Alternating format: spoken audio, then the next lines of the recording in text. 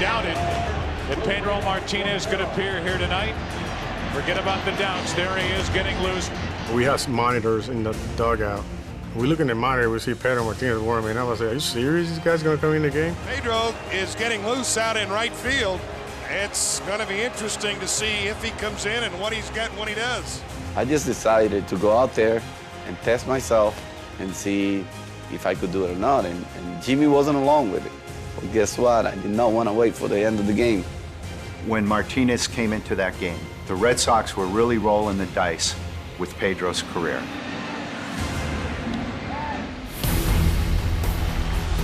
There's a fly ball deep to left. It's on its way.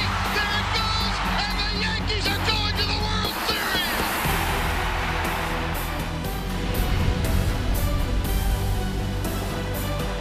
He hacked to the 2-0, now the 2-1. Line drive and a base hit. Justice has scored the tying run. Green to the plate. And he is saved. Holiday's one strike away. The 0-2. A bouncer. Ruiz. In time. This is MLB's Epic Moments. Pedro's Peak. The Boston Red Sox entered the '99 season brimming with confidence. Though they had lost to Cleveland the year before in the division series, their core was mostly back. Maybe none more important than staff ace Pedro Martinez, the center of attention from day one. Pedro's starts right from Jump Street were an event.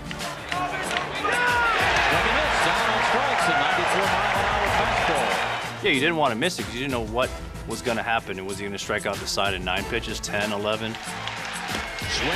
Struck out the side for the 12th time this year. He was just electric all year long. I mean, we had a great offensive team. He stuck it to us several times. Swing and a miss. Justice goes down on strikes. He was such an equalizer, such a dominating force that year. I mean, his fastball was alive. He had the great breaking ball and the changeup. A lot of the great pitchers have 2 great pitches, but Pedro gives you 3: fastball, changeup, and a wicked breaking ball. His repertoire was so loaded. He had so many pitches and all for strike and different locations. He was a very difficult guy to hit. Swung on and missed. Strike 3. Pedro Martinez with 15 strikeouts. An absolutely sensational performance. He made great hitters look terrible. He makes some very good hitters look awkward. And I'll tell you what, you ask all those hitters back then, they'll say the same thing. It was the most dominant period ever. Swing and a miss. He struck him out on a high fastball. Pedro combined his devastating arsenal of pitches with a tireless work ethic and fierce competitive drive. Though slight in stature, he was an imposing presence. He had an aura about him that I've never seen. He struck him out. You knew a guy was dominant when you would see guys from the opposing team 2 nights before going, oh, I'm already 0 for 4. I mean, he was that dominant. Nobody wanted to face him. Strike 3 called on Jorge Posada. I was able to do everything I wanted to do with the ball, with my game, who I was facing. I wasn't intimidated by anybody. Look out. Uh-oh. I can remember guys would take in good swings, foul balls, and next thing you'd buzz in the tower. I mean, Pedro was in full form that year.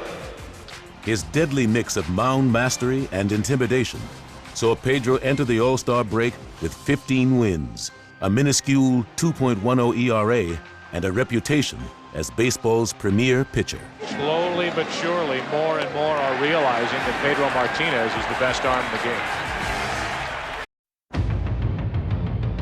The 1999 All-Star Game at Fenway Park brought together the legends of baseball, the all-century players. And with many of the game's greatest ever looking on, Boston's current hometown hero was about to achieve his own legendary status. Pitching for the American League, Pedro Martinez. Leading up to the game, there was obviously a lot of talk about what was he going to do against the dominant National League. I remember seeing Pedro and telling him to take it easy, don't be trying to get all hyped up just because he was pitching in front of his hometown fans. And of course he was, so he was throwing about 100. Larkin way late. And then Pedro threw me one of those Bugs Bunny changeups. And Pedro Martinez on 8 pitches gets the strikeout.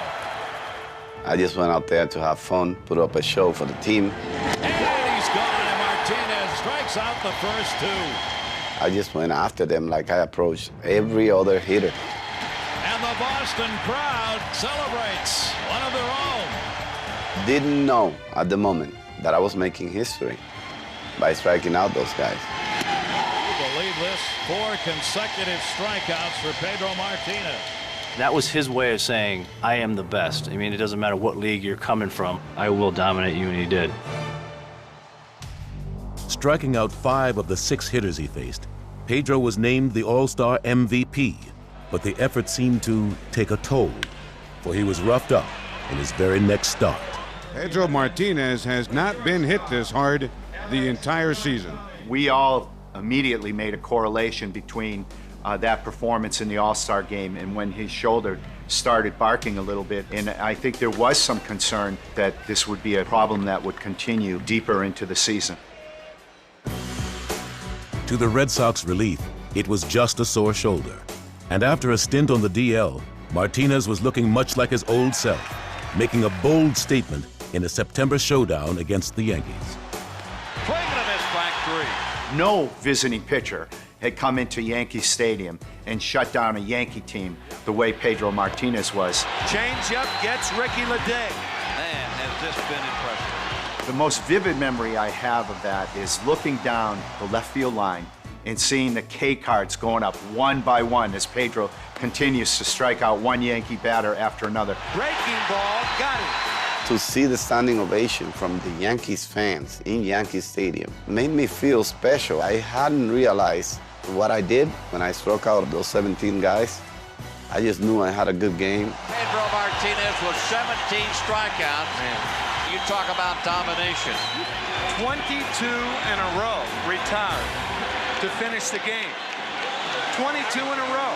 It was an historic performance in the midst of a brilliant streak down the stretch, as Pedro would finish the year with a 23-4 record while leading Boston back to the postseason. And the Red Sox have clinched the wild card. With their ace in hand, the deck seemed stacked against Boston's first-round opponent. He was so good that as we went through it, we kind of realized we were going to get Pedro in game 1 and 5, and there was not going to be much of a chance to win. Rarely has a major league pitcher made major league hitters look as consistently bad as Pedro Martinez has this year in the American League. Dominant is not strong enough a word. We knew we had a tough hill to climb with Pedro. The plan for the Red Sox going into that division series against the Indians was Pedro pitches game 1, Pedro pitches game 5, and they advance.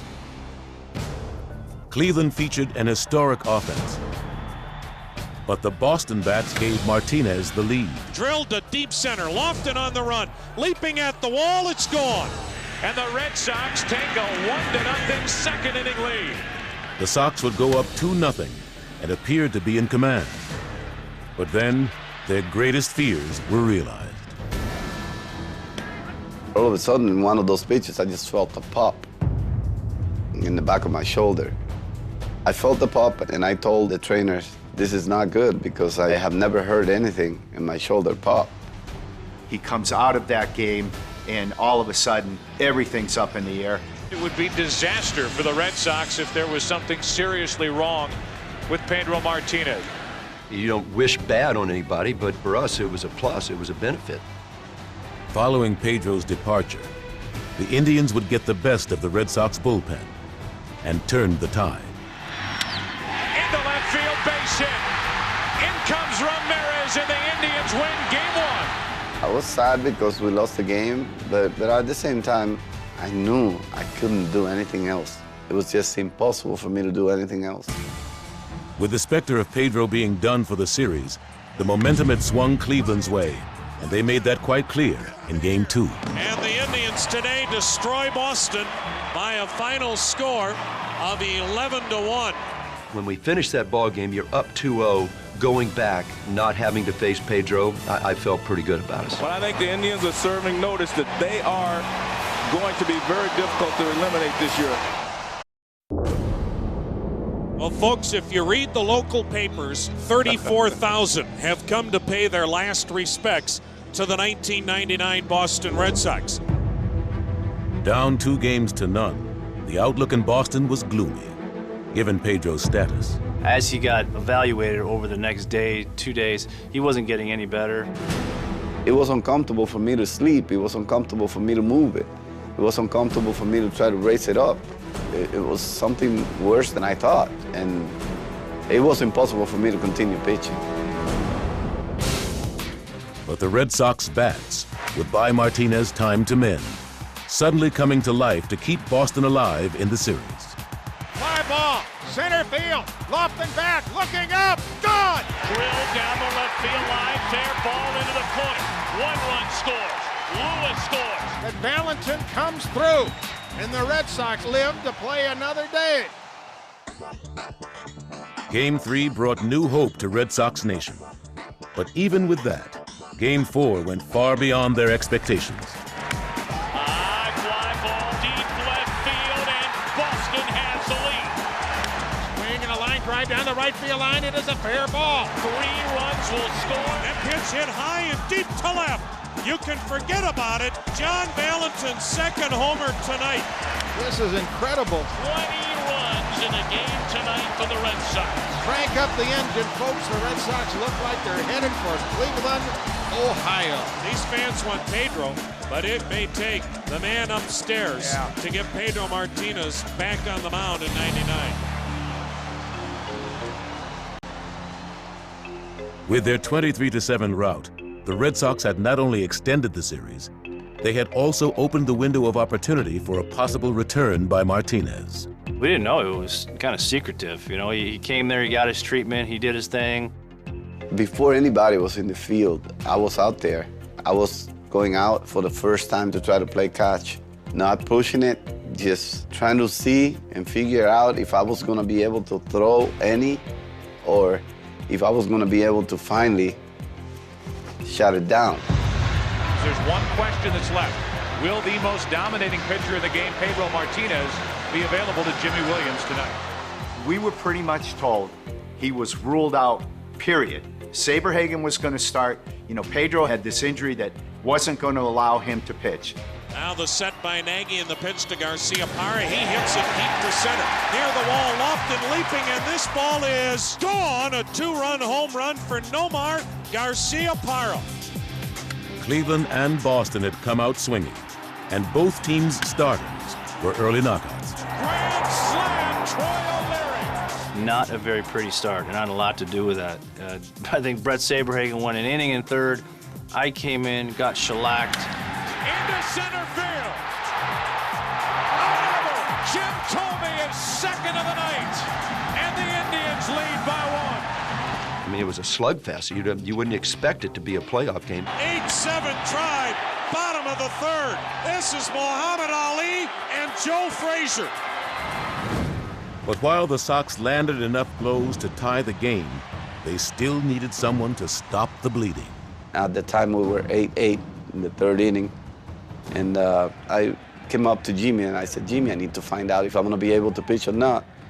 He goes, no, I was told that you, maybe at the end of the game, if the situation calls for you, you figure out. I said, no, I need to figure out now, so that in case I can do something, I want to do it while it matters. Pedro Martinez starts to loosen for the Red Sox. Jimmy wasn't along with it. I said, hell no, I'm trying now, and if I can do it now, you better call me in, because if not, you're gonna have 2 pitchers on the mound.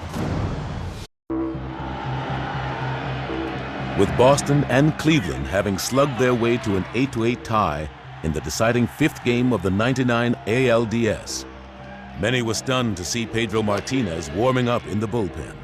We have some monitors in the dugout. We look in the monitor, we see Pedro Martinez warming up. I say, are you serious? This guy's gonna come in the game? Pedro is getting loose out in right field. It's going to be interesting to see if he comes in and what he's got when he does. I wanted to just see what I could do at that point, because if there was something I had to figure out was whether I could do it or not. So I started throwing, and I was feeling better and better and better, even though I wasn't 100%. The thing about getting Pedro Martinez up, if you get him up, don't you want to bring him in? I would think you have to bring him in.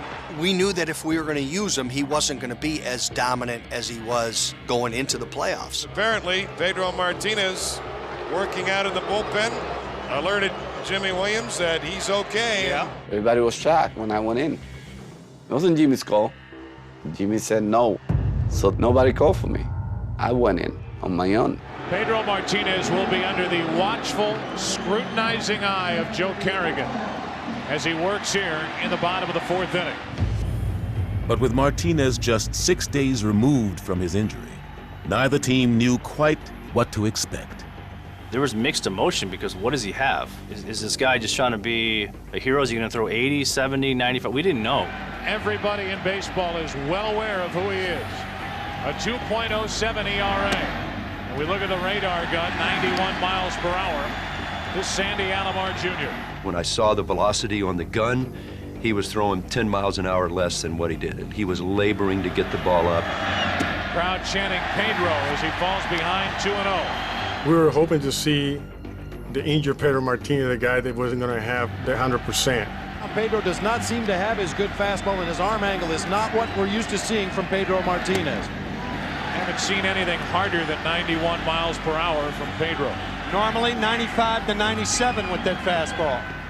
I wasn't able to throw as hard as I wanted, and I wasn't able to challenge people like I normally would. Martinez ready, and the pitch is inside. He's going to try to do this with smoke and mirrors against one of the most dominating offensive lineups in baseball, the Cleveland Indians. As much respect as we had for Pedro, there was a lot of skepticism that not even the great Martinez would be able to pull this one off. Despite pitching a perfect fourth, Pedro was clearly not at his best. And the question was, just how long would he be able to continue? There's 6 innings separating the Red Sox from a possible division championship, and you're thinking to yourself, how is he going to do this physically? A one-out walk. If you're in my position, you're thinking hitter after hitter, pitch after pitch, because you don't know what's going to happen. You saw that he doesn't have the same stuff, but you can't change the brain. He's smart. He knows how to pitch. He still reads hitters the same way. And one thing the Cleveland Indians never realized was that maybe I wasn't going to throw hard all night. Or maybe I would, but they couldn't tell. Threw him the heat, and Jimmy took it. Knowing that Pedro was hurt, at that point we didn't care much about it, but it's still Pedro Martinez. A swing and a miss, chased a curve, low and away, strike 3. Well, you'd never know he's hurt. They did not pick up that I was throwing a lot more breaking balls than I normally would, that I was throwing slower, and that I would probably leave off the corners until the last moment. Boy, another good pitch by Pedro Martinez. Knowing the competitor that he was, I felt we were going to have our hands full. 1 ball, 2 strikes. Baines took strike 3 right down the middle. Using guile and grit, Martinez kept mowing the Indians down. He had somehow seized control, and Cleveland seemed helpless to stop him. He was dominant, man. I remember getting a walk. I got to first base, and I tried to disrupt his rhythm. Now Alomar making Pedro Martinez wait on the mound, and I think this is tactical. I kind of like call timeout and try to fix my laces. And he looks out at Martinez and smiles. And Pedro looked at me and go like, not today. The best in the business right now, Pedro Martinez. Runner goes, 3-2, inning over. With 4 strikeouts over the 5th and 6th, Pedro seemed to be getting only stronger. And with the game still tied in the 7th, his teammates did their part to break the deadlock. 3-run home run, Troy O'Leary. And with that, the Red Sox take an 11-8 lead. Now the recipient of a big cushion, Martinez refused to be denied. When we got the lead, I could not let it go. And that's when I started throwing a little harder and harder and harder as the game went on. Outside corner, struck him out. Our hitters, you know, they didn't have a chance. Alomar strikes out, and that's now 5 strikeouts for Pedro Martinez. And reality is starting to set in. I just wanted it so bad, and I got closer and closer and closer to the win. Inning over. Pedro Martinez strikes out 6. The Indians have not scored a run nor have they had a hit since the third. All that remained was the finishing touch on one of the truly epic pitching performances in postseason history. Pedro Martinez has not allowed a hit since entering in the fourth inning. Down 2-0, the Boston Red Sox have come storming back, and they are in the American League Championship Series. The Boston Red Sox will mob Pedro Martinez on the mound. 6 innings of hitless relief. To see what he did was just the most dominating thing that I've ever seen. I even went to the other side and congratulated him. You know what? This is an unbelievable performance. It was so much that Boston was expecting out of me, and they had all their hopes on top of my shoulder. And I wanted to kind of pay them back. It was pretty incredible. I'm still to this day not happy about it. But I do have to take my hat off. You recognize something really special, and that was a special outing by Pedro Martinez.